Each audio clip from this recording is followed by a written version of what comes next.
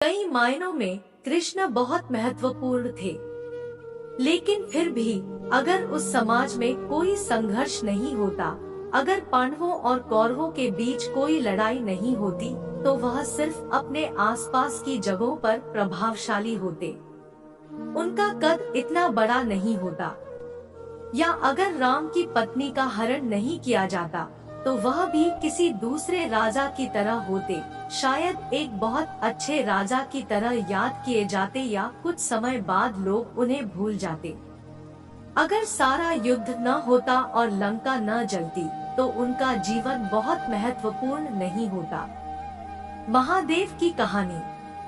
आदियोगी या शिव का महत्व यही है, ऐसी कोई घटना नहीं हुई, कोई युद्ध नहीं हुआ, कोई टकराव नहीं हुआ। उन्होंने युग की जरूरतों पर ध्यान नहीं दिया। उन्होंने मानव चेतनता को इस प्रकार से बढ़ाने के साधन और तरीके दिए कि वे हर युग में प्रासंगिक रहें। जब लोग भोजन, प्यार या शांति से वंचित हों और आप उनकी कमी को पूरा करते हैं, तो आप उस समय सबसे महत्वपूर्ण बन सकते हैं। लेकिन जब ऐसा कोई अभाव न हो, तो एक इंसान के लिए सबसे महत्वपूर्ण आखिरकार यह है कि खुद को और ऊपर कैसे उठाए या खुद को विकसित कैसे करे। हमने सिर्फ उन्हें महादेव की उपाधि दी क्योंकि उनके योगदान के पीछे की बुद्धि, दृष्टि और ज्ञान अद्भुत है। इससे कोई फर्क नहीं पड़ता कि आप कहाँ पैदा हुए, आप किस धर्म, जाति या वर्ग के हैं, आप पुरुष हैं या स्त्री, इन तरीकों का इस्तेमाल हमेशा किया जा सकता है।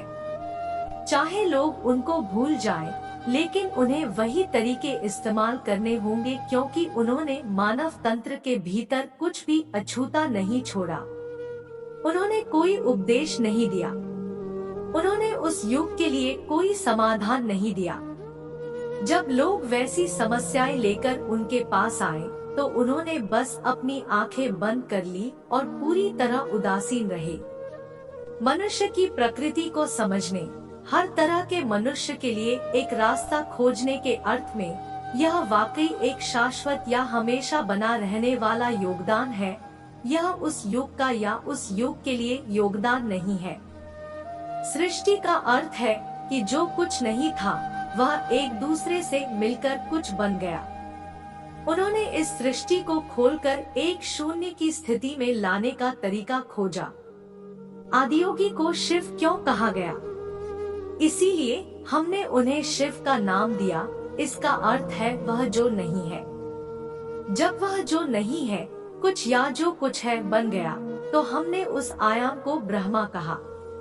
शिव को यह नाम इसलिए दिया गया क्योंकि उन्होंने एक तरीका, एक विधि बताई, सिर्फ एक नहीं बल्कि हर संभव तरीका बताया कि चरम मुक्ति को कैसे पाए, जिसका अर्थ है कुछ से कुछ नहीं तक जाना। शिव कोई नाम नहीं है, वह एक वर्णन है। जैसे यह कहना कि कोई डॉक्टर है, वकील है या इंजीनियर है, हम कहते हैं कि वह शिव है, जीवन को शून्य बनाने वाले।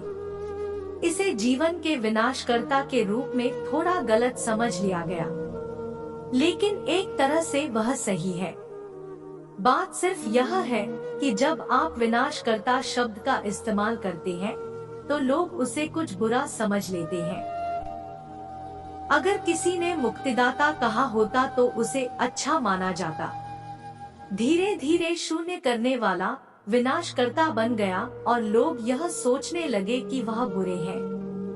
आप उन्हें कुछ भी कहिए, उन्हें कोई फर्क नहीं पड़ता। बुद्धिमानी की प्रकृति यही है।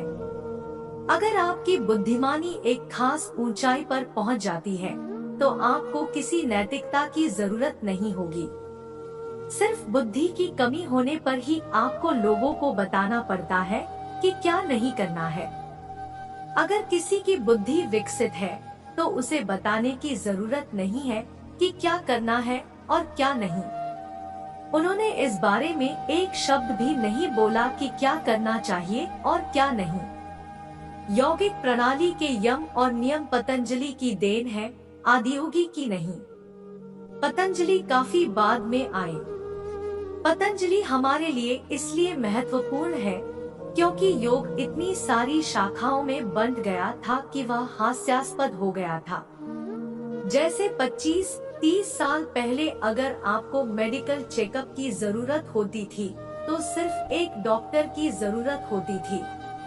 आजकल आपको 12 से 15 डॉक्टरों की जरूरत होती है, एक हड्डियों के लिए, एक मांस के लिए, एक खून के लिए, एक दिल के लिए, एक आँख के लिए, यह और आगे जाएगा। मान लीजिए अगले 100 सालों में हम इतनी ज्यादा विशेषज्ञता में चले जाएंगे कि मेडिकल चेकअप की जरूरत होने पर आपको 150 डॉक्टरों की जरूरत होगी। फिर आप जाना नहीं चाहेंगे, क्योंकि जब तक आप 150 अपॉइंटमेंट लेंगे, उन्हें निपटाएंगे और 150 राय को समझेंगे, तब तक उसकी जरूरत नहीं रहेगी। फिर कोई इन सब को साथ मिलाते हुए एक फैमिली फिजिशियन बनाने की बात करेगा। पतंजलि ने यही किया। कहा जाता है कि उस समय योग की 1800 से ज्यादा शाखाएं थी। अगर आपको पूरी प्रक्रिया से गुजरना होता तो आपको 1800 स्कूलों में सीखना पड़ता और 1800 अलग अलग योग करने पड़ते। वह अव्यवहारिक और हास्यास्पद हो गया था। इसलिए पतंजलि आए और उन्होंने उन सब को 200 सूत्रों में डालते हुए योग के सिर्फ 8 अंगों का अभ्यास करने के लिए कहा। अगर ऐसी स्थिति नहीं होती तो पतंजलि का कोई महत्व नहीं होता।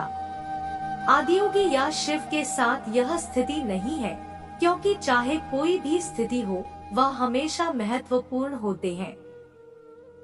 इसीलिए वह महादेव है।